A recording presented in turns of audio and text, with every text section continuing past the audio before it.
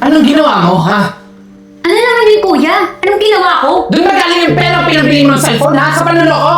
Sa pang-scam?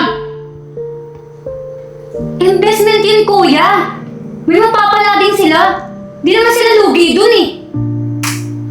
Sa totoo nga, ang ibig sabihin lang nito, inaamin mo na ikaw nga. Nahiya ka? Kapal na mukha mo! Pati pangalan ko dinamay mo sa kalukuhan mo! Eh kung maayos yung trato mo sa akin, di ko gagamitin yung pangalan mo, kuya. Di kita sisiraan. Ano nangyari? Oh. Teka, bakit ka nakapag-post sa social media? Ano to? Bakit ka nagkaroon ng bagong cellphone? Ano ba, kuya? Huwag ka nga mangialam. Sa'yo ba yan? Abo malamang, ginagamit ko, di ba? Eh, saan mo kinuha yung pambili niyan? Saan mo kinuha yung pera? Wala ka namang pera, ha?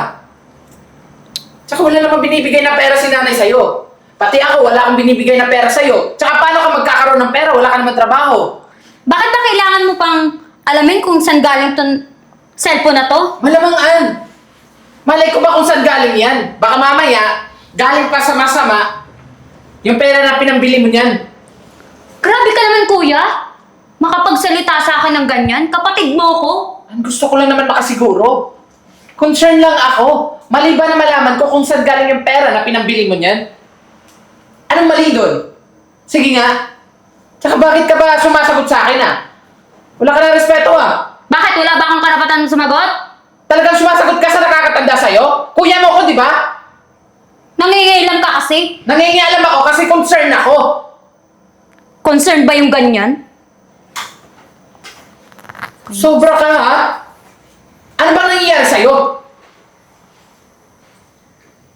Tigil-tigilan mo ako sa titig mo niyan, Baka gusto mo tusukin kay mata mo. Dito suko.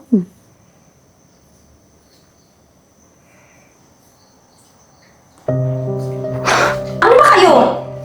Ano naman ba iingay na naririnig ko? Hanggang sa kabilang ibayo naririnig yung away ninyo. Ayan kasi si kuya nangingailam. Tinan mo, sumasagot pa sa akin. Ano ba Wala yan, respeto. Ann? Ano ba yan, Ann? Eh kung hindi niya ako pinapakailaman, di ako magkakaganto. Eh, tinatanong lang naman ng kuya mo kung saan galing. Kaya nga, nagtatanong lang ako sa kanya, pero Bahala ka dyan, galit kuya! Hoy! Bumalik ka dito! Tingnan mo, Ang laki na ng ulo ng anak mo! Palibhasa kasi, napaka-spoiled! Ano naman yung bata na yan, oo? Hindi ka naman yung pinalaking ganyan. Alam mo, pagsabihan mo rin kasi, hindi yung puro salita lang. Eh, ano naman gusto mong gawin ko sa kanya? Kakasabi ko Ikaw nga na lang nga. pagsabihan mo. Kasi ikaw yung nanay, mas makikinig siya sa'yo. Sa akin hindi nakikinig Pati ako sinisigawan mo na ngayon. Sorry. Dala lang. O di sige, pagsasabihan ko siya mamaya pagdating niya. Yung mahinahon lang kasi, huwag mong daanin sa pasigaw-sigaw. Mama. Okay. Sige na, ma. Kaya ko mausap. O di, punta ako na ha. Dito ka lang. Sige. Saan ba yung batang yun? Ay, mahinahon na.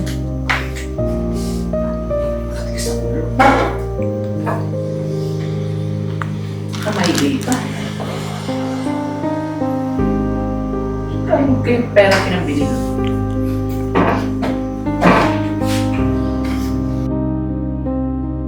Makapag-post nga. Yan. PM me kung gusto nyo ng mabilis na pera. Legit, ako bahala. May nag-comment agad. Mga tanga-tanga talaga tong taong to. Naniniwala sa mga ganto.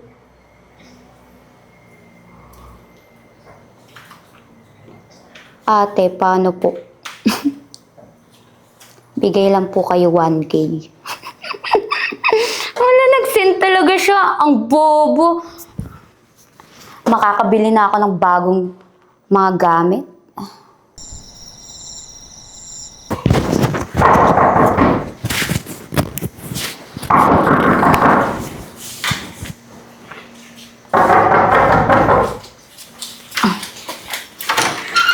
po yun?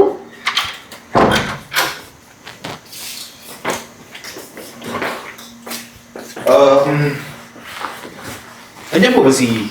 Upo na po ako ha. Opo kaya. Andiyan na po ba si Jay? Si Jay? Bakit po? Kasi... Binorder kasi akong... Binibenta niya dito sa online. Tapos... Down payment ako pero wala namang binigay eh. Jay, anak, may naghahanap sa'yo dito, oh. Halika nga rito. Oh, bakit? Naisin mo yan? Ito ano po? ka eh. Ano po kailangan nyo? Eh, ikaw po ba to? Picture na to? Opo. Ayan o. Kachat kita. Eh, sabi ko, kukunin ko yung ano eh. Yung cellphone. Tapos pinag-down mo ako. Tapos wala naman pala. Sandali lang po. Paano ko po kayo kukontakin? Eh, hindi nga po kita kilala eh. Ano cellphone? Teka lang, kakalukuhan tayo eh. Eh, buti na lang. May nakakakilala dyan sa'yo sa kanto na pagtanong-tanong ko. Eh, sir, sandali lang po. Wala po akong alam dyan. Tsaka, hindi naman po ako nagbibusiness ng cellphone eh. Baka nagkakamali po kayo, sir. Alam mo, meron kaming GC oh. Lahat na naloko mo. Eh, hindi lang pala nagbebenta lang kung ano-ano. Pati may investment ka pa sinasabi sa GC. Ano? Eh, sir, wala nga po akong alam dyan eh. Baka nagkakamali lang kayo, baka sa ibang bahay po kayo kasi hindi ko po talaga alam yan, sir. Wala po akong alam dyan. Eh, di ba ikaw yan? Ito picture na yan, ikaw yan, di ba? Hindi ko nga alam, sir, paano napunta yung mukha ko dyan eh. Ano? Baka ginamit lang po yung identity ko. Anak, baka may gumagamit nga ng Facebook mo. Hindi ba na ano Hindi, na ha? hindi Facebook naman mo? ginagalaw yung gamit ko na eh. Tsaka siguro may naninira lang sa akin. Anong Sir, wala po talaga akong alam dyan eh. Hindi mo po pwede yan. Magreklamo kami yan. Baka pumunta kami dun sa TV, magreklamo kami sa'yo. Sir, huwag naman po. Marami kami. Ayan niyo munang mag-imbestiga kayo kasi wala po talaga akong alam dyan. Kahit tanungin niyo pa po ako, wala po talaga akong wala kayong mapapala sa akin kasi wala nga po akong alam dyan. Ikaw yan, di ba? Paulit-ulit na tayo. Ayan yung mukha mo. Oh. Sir, hindi ko nga alam paano napunta yung mukha ko dyan eh. Ibalik mo na lang yung pera ko. Wala nga po akong alam dyan eh. Tsaka, sir, pwede po ba patingin po ng number? Ito eh. Ito yung Gcash. Titingnan ko lang po yung transaction history niyan. Ayan po. 468. Eh, hindi naman yan yung last number ko eh. Teka. 468. Anak, Kaya ano na eh. oo. Ibig sabihin ito. Tawagin mo An! ang kapatid mo. An! Ano naman yun, kuya? Sino ba to? Ano yan? Ano to? Ano yung ginawa mo? Ha? Teka lang ha. Nagugulan ako. Babalik ako bukas. Kailangan makuha ko na yung pera. Ayokong sumama dito sa away ng pamilya niyo. Babalik kami rito. Kasama ko lahat ng naloko niyo. Anong ginawa mo, ha? Ano naman yun, kuya? Anong ginawa ko? Doon ba galing yung pera pinabili mo ng cellphone, ha? Sa panloloko? Sa pang-scam? Investment yun, kuya. May mapapala din sila. Di naman sila lugi dun eh. Sa totoo nga, ang ibig sabihin lang nito, inaamin mo na ikaw nga. Nahiya ka? Kapal na mukha mo? Patay pangalan ko, dinamay mo sa kalukuhan mo! Eh kung maayos yung trato mo sa akin, di ko gagamitin yung pangalan mo, kuya. Di kita sisiraan. Palibasa kasi spoil ka. Ano ba yan, Al? Nabalitaan ko din. Pati pangalan ko, sinisira mo, ginagamit mo pang scam. Ano? Tignan mo, meron pa palang isa. Diyos ko. Ano ba yan? Ganyan ka na ba talaga, Al? Pati sariling pamilya mo, sinisira mo?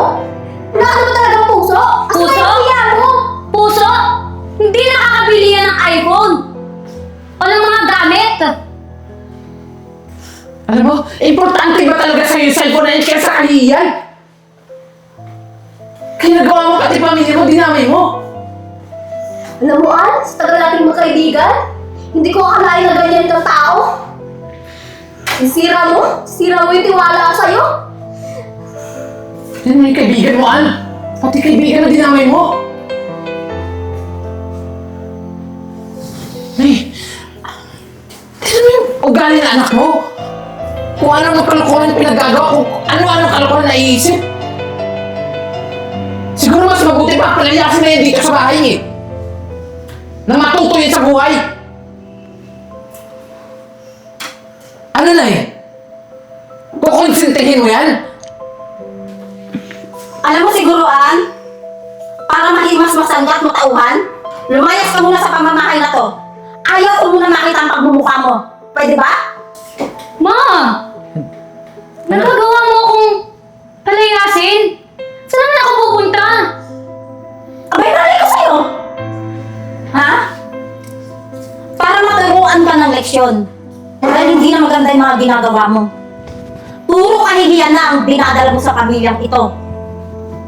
Alam mo ba yun? Siguro tama din si nanay mo na turuan ka ng leksyon kasi nga pang-scam mo paggamit mo ng tao. I believe you ka. No, Al. Leave.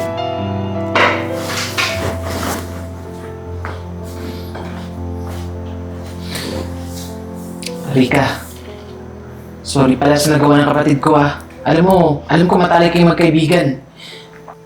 Alam mo, Jay, hindi ko akalain na ganun si Ann. Kala ko sobrang bait na tao nun. Pati sarili kong personal detail, ginagawa niya din palang ipag-ano sa iba. Pagkalat. Sobrang nakakadismayado lang talaga. Hayaan mo, balang araw matututo din yun si Ann. Matutunan niya yung lesson niya sa nangyari. Sa buhay. Anong ganap? Sana lang pag bumalik siya, okay na ang lahat. Natapos na niya yung mga niloko niyang tao. Tama ka ma. Tsaka maayos din lahat. Tiwala lang tayo.